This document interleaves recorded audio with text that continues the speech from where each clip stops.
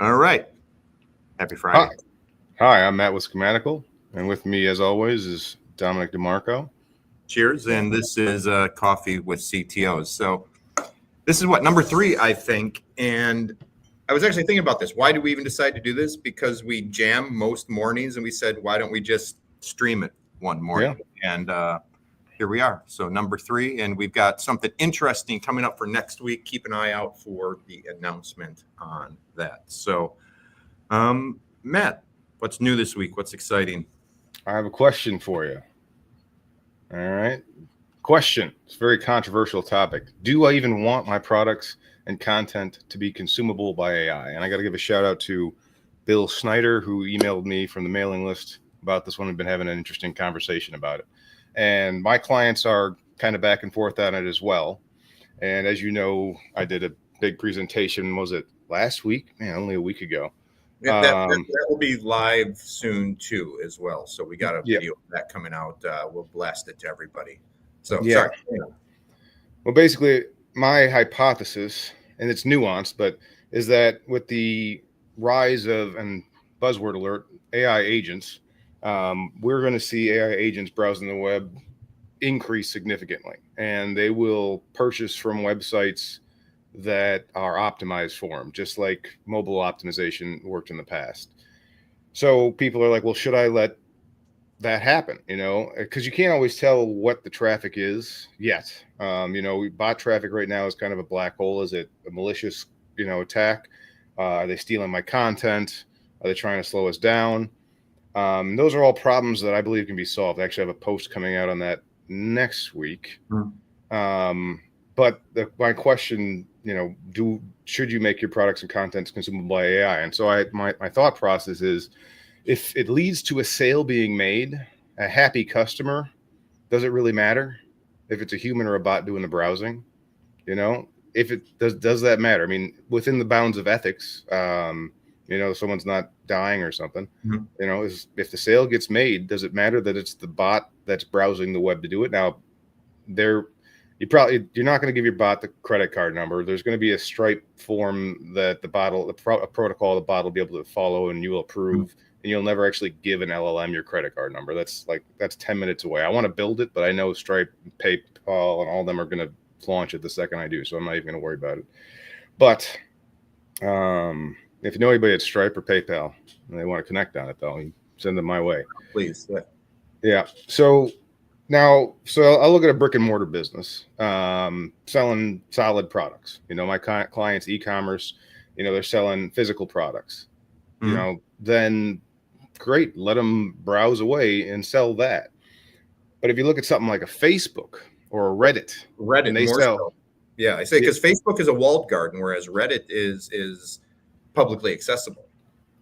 Yeah, well, they're selling human eyeballs, humans' attention, and the bot takes away from that. You and I have both run experiments on Reddit ads, so therefore, the bots that are crawling those pages are actually costing you and I money. I mean, they don't click through likely, but the fact that they are served as part of the CPM of that, does that skew the data, and does Reddit account for bots? And I saw another interesting number that I think it was 61% of training data came from Reddit for some of these models, because they just have such a massive source of actual human conversation. Yeah, we were on a conversation fairly recently where a guy told me how to download a torrent of all of Reddit's data. I haven't done it, so I don't really have a need for that, but it's like, wow, those data dumps are fairly recent. And so Gigabytes, you can terabytes, petabytes likely. I can't even imagine what a pile of petabytes looks like, how big that pile would be. Yeah, I wonder if it doesn't have images, it'll be a lot smaller. Right. So if you're selling products, it makes sense that you want your content consumable, visible, discoverable. What do you do if you're somebody like a Reddit or a Dig or a news site? Do you allow the bots to get teasers? Do you allow the bots to get nothing? Do you block them entirely? I mean, it's a pretty big business decision, right? Like, what's the right way to treat it if you are selling eyeballs?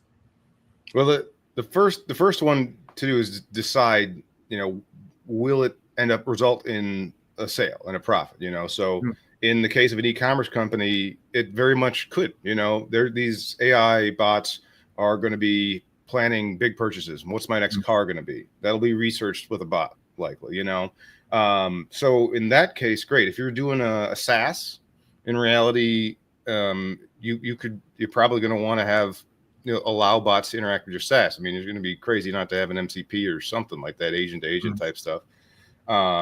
So you've got to figure out how to do that so they can't just steal all the data. So if you've got a SaaS that you're leasing data to people, you're going to want to control that in some capacity. So something I propose in the next post is rate limiting authentication. You're going to want to know who they are, and have extreme rate limits there. But there's going to be ways to pass that around, like the Google login right now. Your bots basically will likely be able to use a Google login type situation to identify themselves to these sites to make sure that they're not completely bad bots, or they're not completely anonymous, in which case the sites will be like, okay, you've got this many crawls, make them count, and get the information there. So they're not stealing all the information.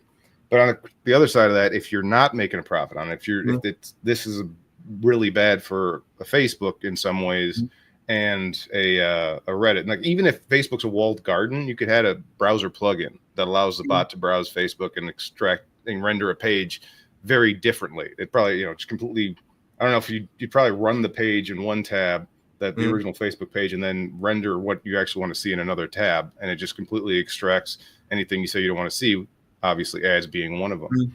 So they're going to be in a tough spot there. So that's why, again, in the talk, I predicted the rise of paid content in some capacity. So subscription models, like something as novel as newspapers used to be. You pay monthly, or pay per crawl is something that Cloudflare is working on right now. And I think that's going to be a big one. That'll be very interesting to see as well. Does that, dare I say, flatten the field against Google, or does that give Google a massive advantage because A, the breadth of the information they consume, but B, also the amount of revenue, cash flow, et cetera, that they generate? It depends on how Google plays it. Right now, Google is scraping your website, and then they're having that little AI helper bot at the top render your answer for you. So people don't ever go to the website. So if you're a content website resulting on ads, Google scrapes you once, and then has this little bot just summarize your answer, and it's not sending traffic.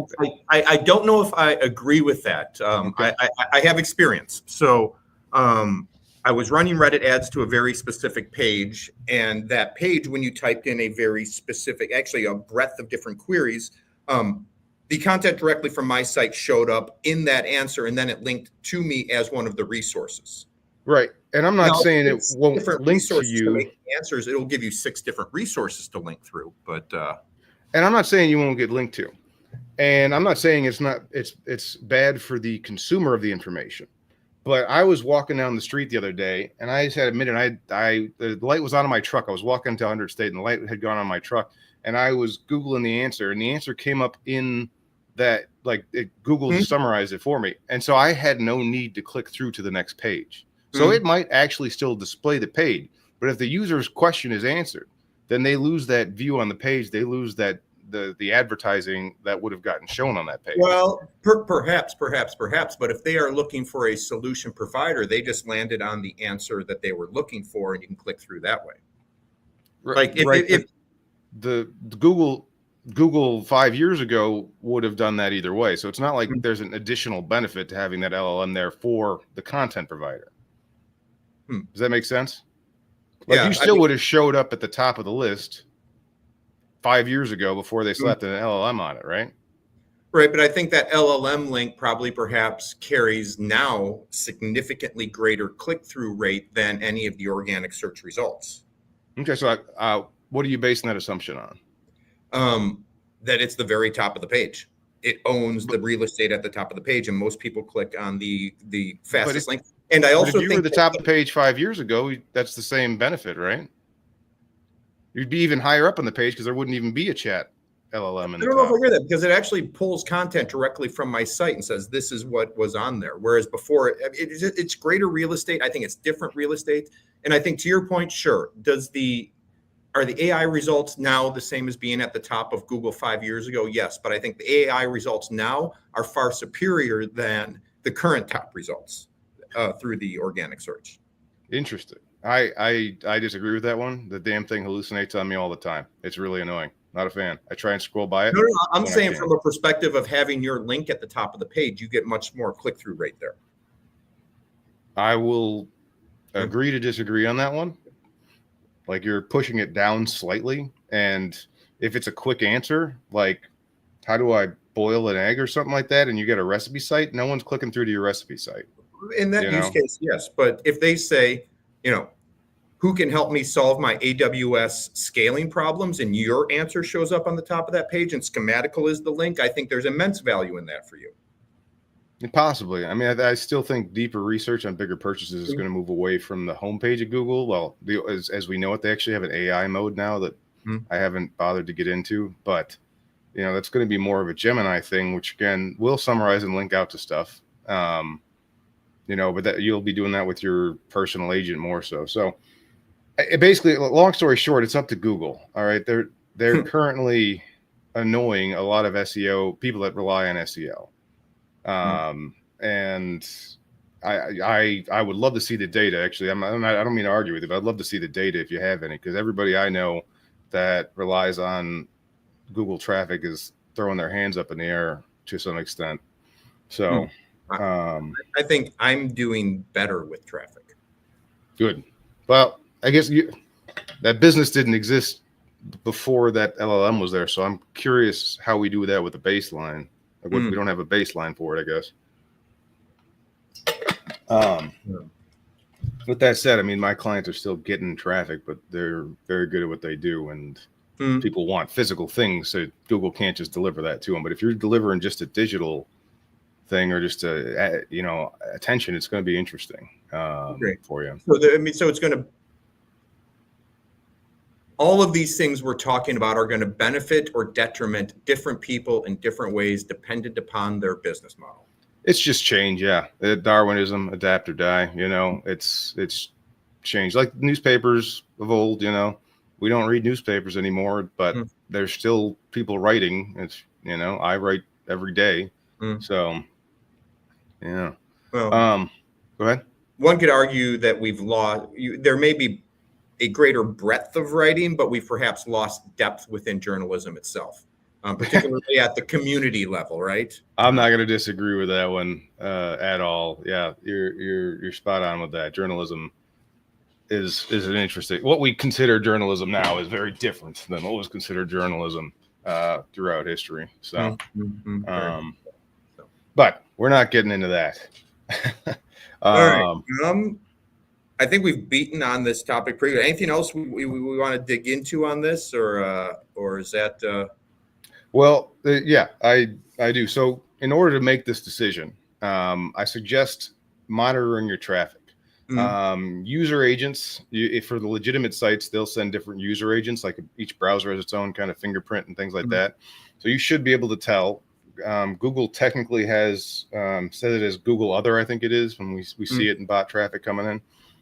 So that's Google's bots scanning your site. So keep an eye on your user agents. I have a feeling we're going to see an increase in things like ChatGPT as a user agent, Claude, etc., and see if that actually leads to making purchases. And one thing I suggest in the post is give them unique URLs when you think it's a bot coming, and see if a human ever comes through and makes a purchase after that, using that URL there. So you'd have some type of a sophisticated tracking system, and make it something that the bots just can't like remove a query parameter, like an affiliate tag or something. Make it so that's the only information you're given that particular bot. And then if a human comes in and makes a purchase from that, on that, using that URL, then you're in a good spot. You would essentially hash a URL of some sort, if I'm hearing. Yeah, absolutely. So I strongly suggest tracking that information and then making your decision on it. If no one's making purchases on those crawls, then don't waste the CPU cycles on it, and don't waste your blood, sweat, and tears generating the content for it. Another thing that came up too in the conversation right now we're talking about, and this is going to be true for the next 5 minutes until AI does this, but I am relying more heavily on video, which is a medium that 20, 30 years ago wasn't as easy to produce nor to distribute. Yeah, exactly. It's digitally, I remember those 10 pixel videos you had on your phones in 2003. Yeah. So, so using that to make yourself more authentic, produce slightly faster than just the written word, and make it more difficult for the AI to copy and connect personally, a little bit more personally. Now I say that, and yesterday I generated at least 2 AI videos just screwing around. So it's not like it's it's 5 minutes until they can replicate this talking head, but it's a bit different when you're talking to someone there. I guess if you were a big company, it wouldn't matter as much if you were just generating videos about the product or something like that. Yeah, but if I'm hearing you right, hearing you talking is you talking, whereas reading something you're reading, there's no guarantee that it came from you as authentic. Exactly. And everybody's so paranoid. I would make it clear that you do not use AI in any of your writing, but generally on the internet, if somebody writes something, you don't know if they wrote it. Whereas if you see me talking to you, at least today, you can. Yeah.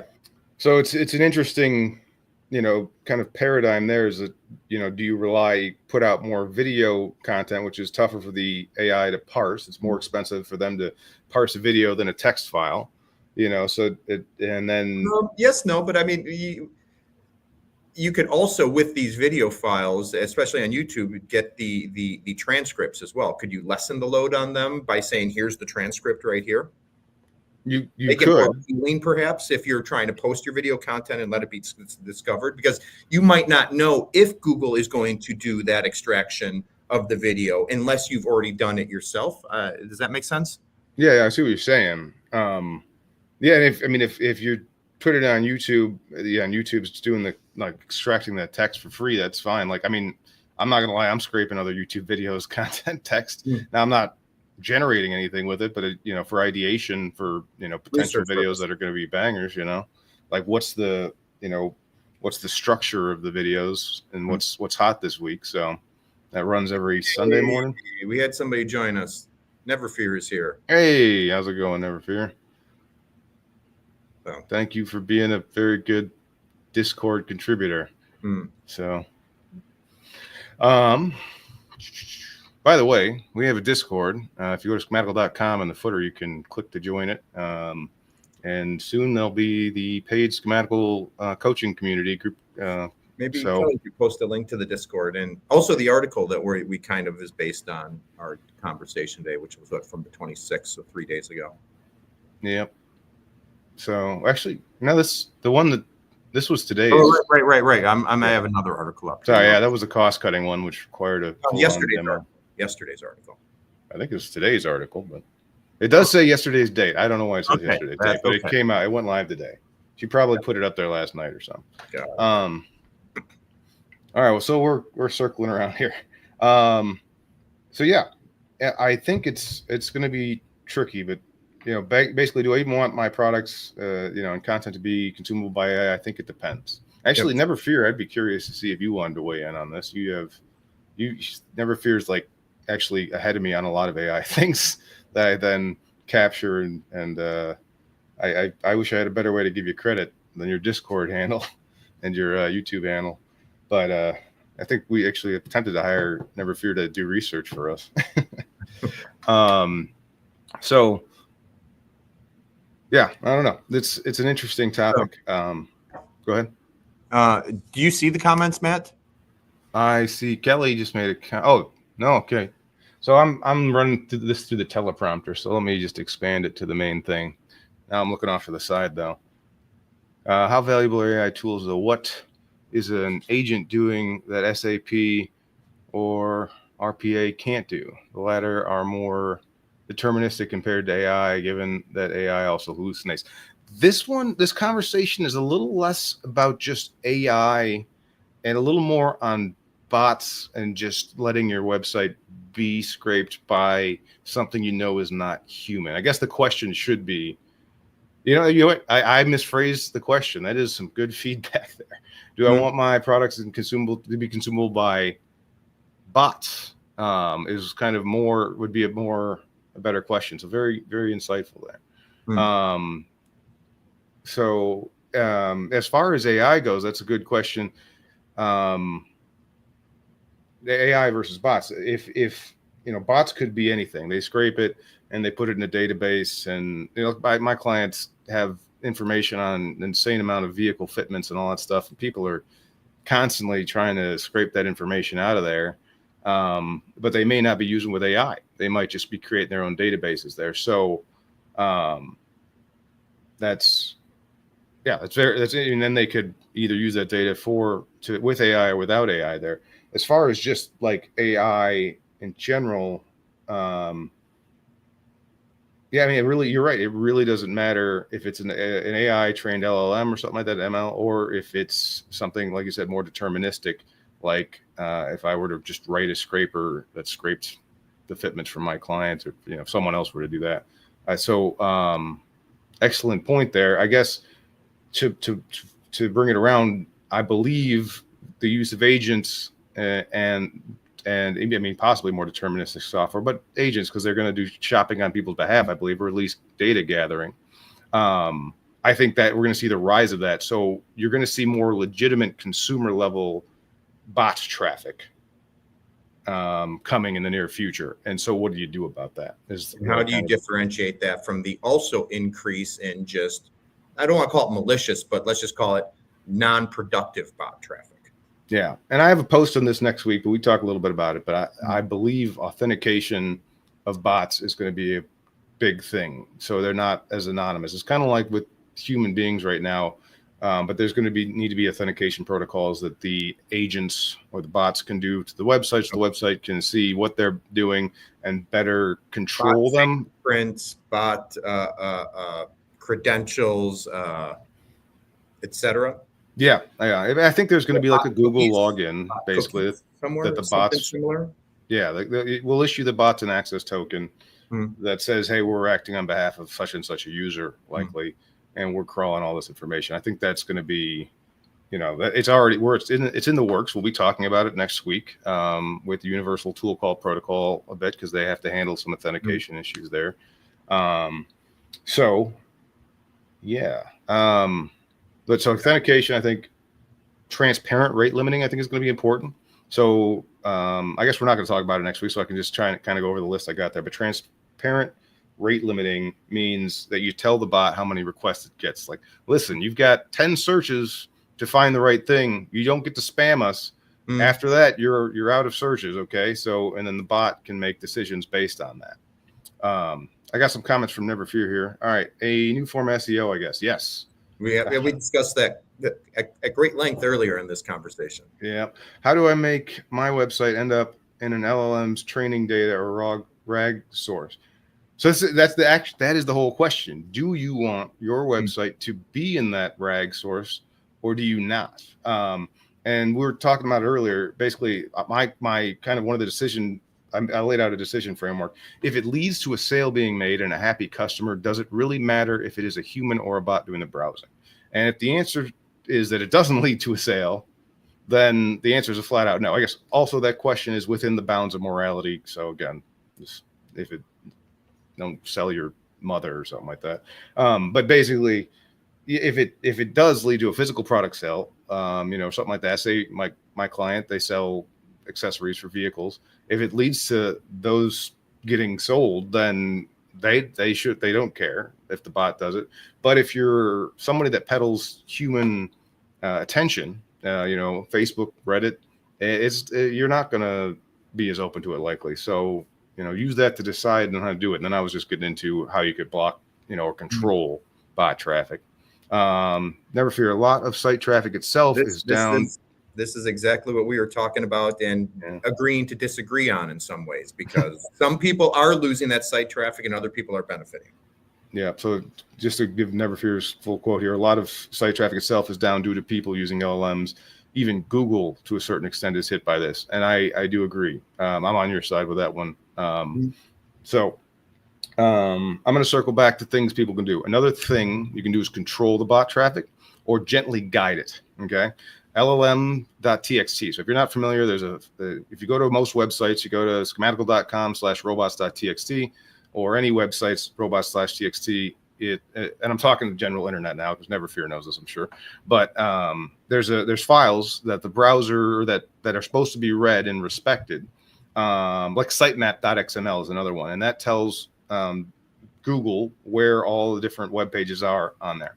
Well, there's a new standard called LLM.txt that they're working on, and if an LLM is crawling your site, chances are, if they follow any protocols, which half of them don't, but they follow any standards, they'll read that file, which has a complete guide of your website and instructions on how the robot can best browse your website. And what I've seen so far is a lot of times they have markdown versions of every page. I'm going to be launching one of these on Schematical fairly soon, hopefully posting about it next week. But ideally, they'll read that and you send them the markdown page. Why is the markdown page important? Well, because if you send them the regular HTML page, there's 5,000 lines of code on Amazon's homepage last time I looked.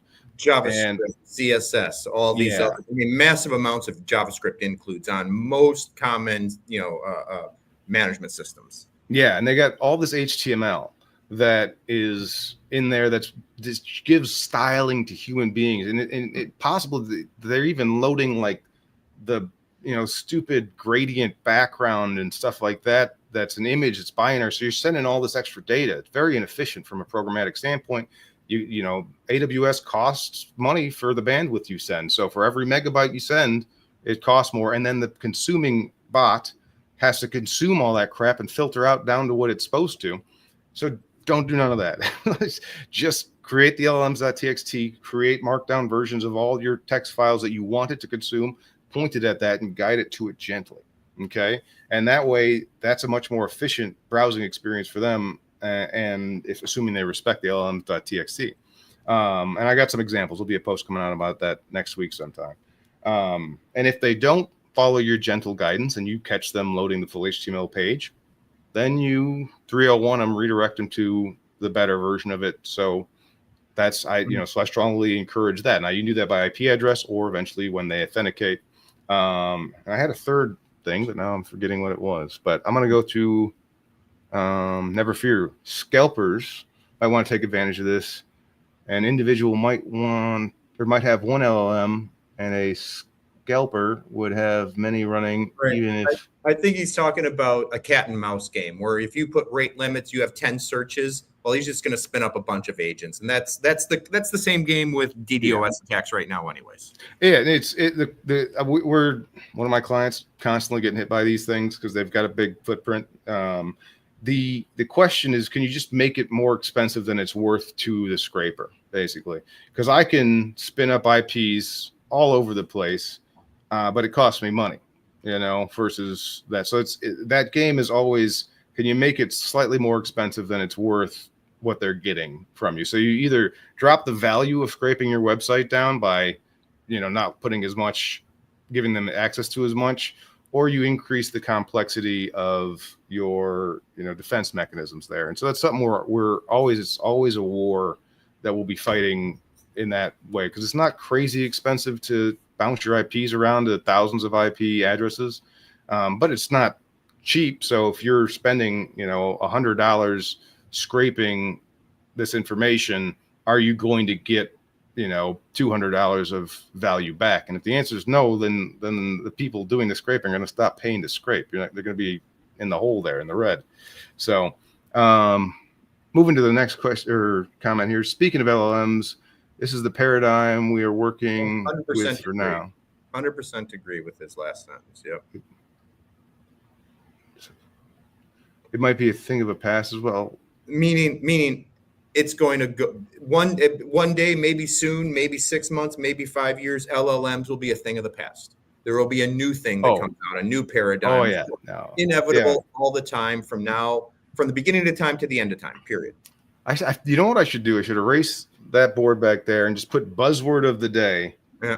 And then just go, so we could, social media, IoT, mobile. Mobile. Oh Yeah. yeah. I mean, they don't go away, but they're not the hot thing. So you're totally right there. That LLMs, agentic, the year the agent, that's going to be Well, I wouldn't say. boring. I mean, they could definitely go away. I mean, much like you discussed the VHS Betamax multiple times, where Betamax is not produced anymore, and I don't even know if VHS tapes are produced anymore. So they both went extinct over time. Yeah, I'm not disagreeing with that. I mean, smartphones probably will go away to smart glasses, but you'll still have some type of interface that follows you around and spies on you. So, yeah. Man, we're bouncing around here a little bit. Well, either way, I think we've gone around on this enough. Don't you, yeah, John? I think that's the end of this jam for this week. So never fear. Thank you for contributing. Sometime you're gonna have to give me your real name or handle or something like that, so I can properly attribute you when you point out some brilliant technology that blows my mind. So, we got another one for never fear. I'm speaking of AI agents that buy stuff like GPUs and sell them at a high price. Manufacturers don't care. Storefronts don't care. They have made their money. It's the end user that suffers. Yeah, okay. I see what you're saying with the scalping. Yeah, like T-Swift tickets or something like that. Yeah. I mean, as old as the end of time. Yeah. I was gonna say there were scalpers back in the 60s. It's just booming things up. That's going to be, anything that's in high demand is at risk of someone trying to do asymmetrical trading or cornering the market and stuff. But interesting thing is, there's a term for this. There's a term for this. Oh, I mean, scalping is a no. There's a legal term for buying something at a low price and selling it at a higher price, but I forget what it is. Arbitrage. This is just digital arbitrage, is all it is. And yes, I mean that's kind of part of the reason that the entire reason. We used to get paper tickets and we used to scalp them, right? And I don't know if I want to go into this topic. Let's keep this at a wrap because we could go way deep down this rabbit hole. You're just about to admit to a felony or something? I'm kidding. No. So the last comment he's got here is that these things can do it much faster than the human can. Of course. The world's moving at an insane speed. High frequency trading. Yeah, the world's moving at a crazy fast pace. You know what, we're going to call it a wrap. With that, all right, Matt, sign off. All right. Well, what do we got to promote? Okay, next week there's going to be more of these. So check out the newsletter. Go to schematical.com, sign up for the newsletter. Again, schematical.com/community if you want the community. We're going to be, doing live Q&As, things like this, private events. So it should be a good time. Other than that, anything else I'm supposed to be promoting right now? Nope, that's it. I hope everybody has a beautiful Friday, for those in the States anyways, a good long holiday weekend. So with that, all right. Have a great weekend. And keep an eye out for this on your podcast method of choice. We're going to try and get this out as a podcast for everybody. All right. That's it. Bye. Bye. Thanks. Never fear.